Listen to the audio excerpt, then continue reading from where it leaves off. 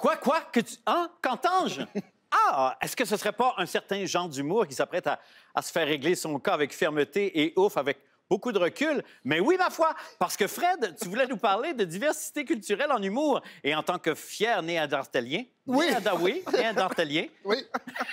Ben, c'est surtout que 2012, Marc, c'est le phénomène Sugar Sammy qui nous frappe de plein fouet. Bel exemple de diversité en humour, Sugar. Donc, c'était son spectacle You Gonna Rire, on s'en rappelle. C'est le premier spectacle bilingue en Amérique du Nord. Bon, il y avait une version bilingue, il y avait une version en français par la suite parce qu'il s'est promené beaucoup au Québec. Ouais. 300 000 billets vendus. Et ça permet peut-être un humoriste de la diversité peut-être pour la première fois de l'histoire de l'humour au Québec, rire frontalement des souverainistes. Il y a deux sortes de Québécois. Tu as les Québécois qui sont éduqués, cultivés, bien élevés, puis tu as ceux qui ont voté oui. Très bon gag! Techniquement bien écrit. Moi, je trouve ça drôle. C'est rassembleur.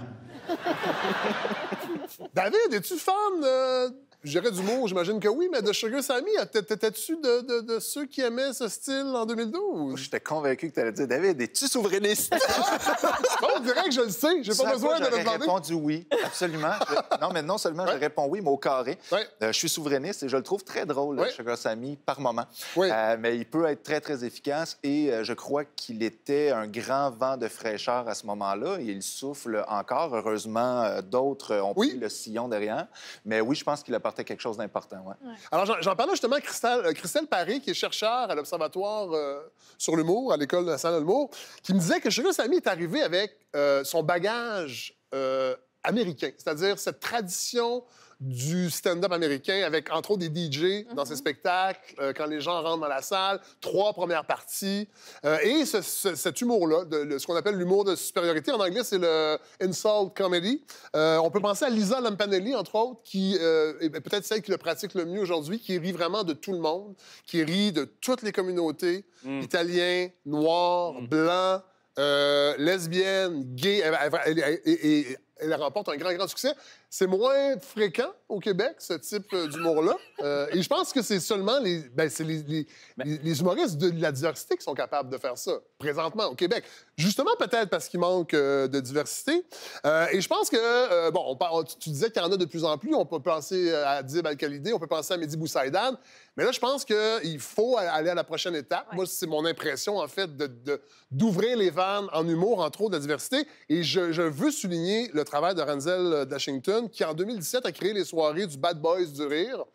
C'est au Tea Agricole, qui est le bar juste à côté du restaurant agricole dans l'est de Montréal, où il a vraiment créé ces soirées-là pour donner un micro aux humoristes issus de la diversité, souvent des immigrants de première génération, pas seulement des Noirs, latinos, mais, et je trouvais ça intéressant, dans un article dans Le Devoir, il expliquait sa démarche, c'est que, oui, j'ouvre ces soirées-là pour que ce micro-là soit à ces gens-là, mais pour qu'ils fassent de l'humour sans se travestir aussi. C'est-à-dire, pas faire de l'humour pour rentrer dans le moule de la majorité. Donc, et là, on est au cœur de c'est quoi offrir la diversité. Puis il disait, je veux le faire parce que je veux que quand le téléphone va sonner, pour peut-être des événements à la télé, entre autres, dans les plus gros événements, qu'ils soient prêts, qu'ils aient pu se pratiquer souvent. Ouais. Et ces soirées-là servent à ça.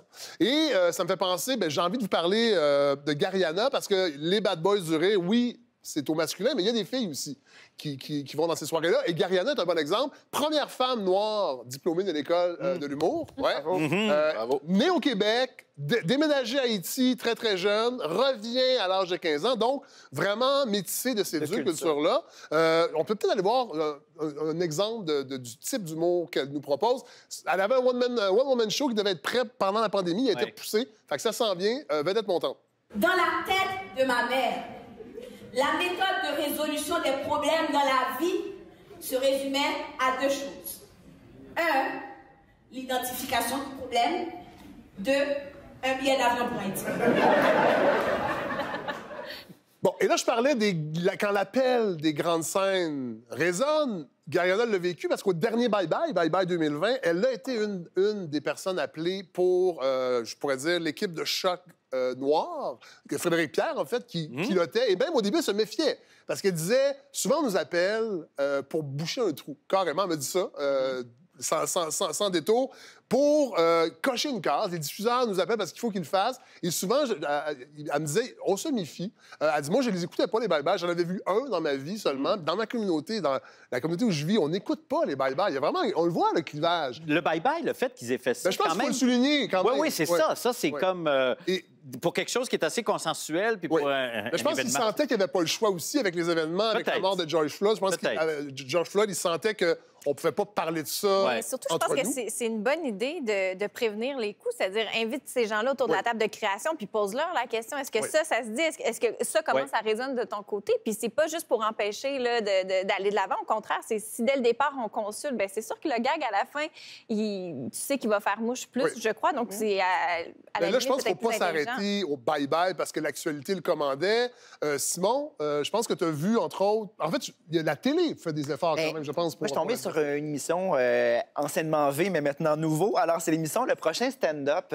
Moi, je suis pas vraiment le genre de spectateur assidu pour l'humour, mais je me suis vraiment pris les pieds là-dedans et j'ai vraiment embarqué parce que j'avais envie justement d'applaudir la grande diversité. J'ai découvert plein d'humoristes de la relève, dont plusieurs issus de la diversité, et j'ai un gros coup de cœur pour un certain Dom Botex, dont le père est un Haïtien, la mère est d'origine québécoise, et donc il le dit, moi, j'ai l'air d'un Arabe. C'est ce qu'il dit.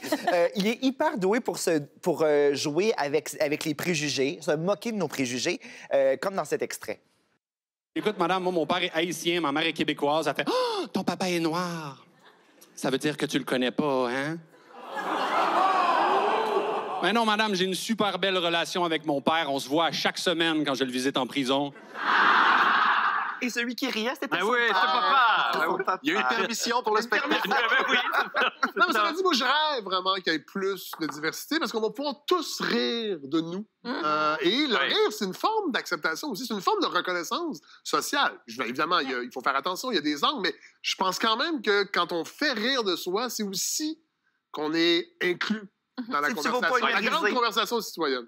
Puis peut-être, j'aimerais compléter, faire un lien avec ce qu'on disait par rapport à la poésie tantôt. Moi, j'ai l'impression que la population est prête à en avoir et à en avoir plus. Et quand j'entends des soirées organisées comme ça autour de l'humour, de la diversité et tout, moi, j'en voudrais à Sherbrooke. Je trouve que ça marcherait à Trois-Rivières. J'ai l'impression que les gens sont prêts pour. Est-ce que la télé reflète cette réalité-là? Est-ce que les diffuseurs sont prêts à embarquer? C'est une autre question. Mais j'ai l'impression que l'appétit est là pour une plus grande diversité en humour. Merci beaucoup, Fred. Merci beaucoup, Simon. On se laisse avec une petite joke respectueuse envers les commerciaux qui suivent.